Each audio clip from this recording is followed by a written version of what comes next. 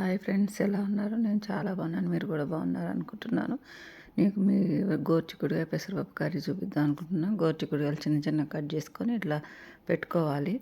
తర్వాత పెసరపప్పు నానబెట్టుకోవాలి. కొంచెము దానికి సరిపడా పెసరపప్పు నానబెట్టుకొని దాన్ని పక్కకు పెట్టుకొని ఒక గిన్నె స్టవ్ మీద పెట్టుకొని దాంట్లో ఆవాలు, జీలకర్ర, పచ్చిమిర్చి వేయాలి. వేసిన తర్వాత అవి కొంచెం మగ్గిన తర్వాత ఆనియన్ వేయాలి. ఆనియన్ వేసిన తర్వాత అవి కొంచెం మనకి బాగా ఫ్రై అవ్వాలి. ఫ్రై అయిన తర్వాత ఈ ఫ్రై కావాలి. అసలు ఎంత బాగుంటుందంటే ఈ కర్రీ చాలా టేస్టీగా ఉంటుంది. మీరు ఒకసారి చేసి చూసుకోండి. చాలా చాలా బాగుంటుంది. ఈ స్టేజ్లో కొంచెం ఉప్పు వేసుకోవాలి. ఉప్పు వేసుకుంటే ఏమవుతుందంటే ఆనియన్స్ తొందరగా ఇట్లా ఫ్రై అవుతాయి అన్నమాట. ఫ్రై అయిన తర్వాత దీంట్లో పెసరపప్పు నానబెట్టుకొని పెట్టుకున్నాం కదా, పెసరపప్పు వేసుకోవాలి. ఒక మినిమమ్ ఒక 1 అవర్, హాఫ్ అన్ అవర్ నానబెట్టుకున్నా సరిపోతుంది.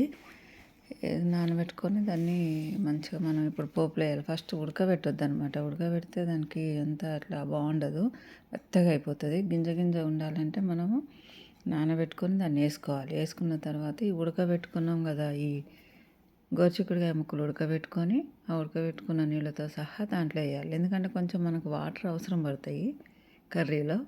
అందుకని ఉడకబెట్టుకున్న వాటర్తో సహా వేసుకోవాలన్నమాట. వేసుకున్న తర్వాత అవి కొంచెం మంచిగా ఫ్రై అవుతుంది. మంచిగా అన్నీ కలుపుకొని మిక్స్ చేసుకోవాలి. మిక్స్ చేసుకున్న తర్వాత ఇప్పుడు కొంచెం మనము పసుపు వేసుకోవాలన్నమాట. పసుపు వేసుకున్న తర్వాత మనకి సరిపడా ఎవరు ఎంత తింటారో వాళ్ళని బట్టి కొంచెం కారం వేసుకోవాలి. కారం వేసుకొని మంచిగా మిక్స్ చేసుకొని దాన్ని కొంచెం ఉడకనియాలన్నమాట. ఆయిల్లో పప్పు ఇది అన్నీ ఉడుకుతాయి అన్నమాట. ఉడికిన తర్వాత ఇట్లా స్ట్రక్చర్ ఇట్లా వస్తుంది. వచ్చిన తర్వాత దీనికి కొంచెం వాటర్ నాకు సరిపోలేదు అనిపించింది పప్పు. కొంచెం వాటర్ యాడ్ చేశాను అనమాట.